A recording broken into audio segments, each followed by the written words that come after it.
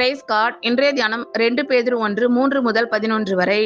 தம்முடைய மகிமையினாலும் காருண்யத்தினாலும் நம்மை அழைத்தவரை அறிகிற அறிவினாலே ஜீவனுக்கும் தேவ பக்திக்கும் வேண்டிய யாவற்றையும் அவருடைய திவ்ய வல்லமையானது நமக்கு தந்தருளினதுமன்றி, இச்சையினால் உலகத்தில் உண்டான கேட்டுக்கு தப்பி திவ்ய சுபாவத்துக்கு பங்குள்ளவர்களாகும் பொருட்டு மகா மேன்மையும் அருமையும் ஆன வாக்குத்தத்தங்களும் அவைகளினாலே நமக்கு அளிக்கப்பட்டிருக்கிறது.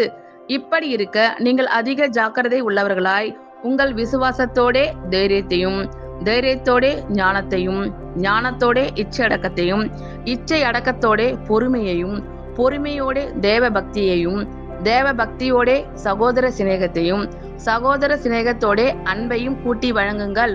இவைகள் உங்களுக்கு உண்டாயிருந்து பெருகினால் உங்களை நம்முடைய கர்த்தராகிய இயேசு கிறிஸ்துவை அறிகிற அறிவிலே வீணரும் கனி அற்றவர்களுமாய் இருக்க ஒட்டாது.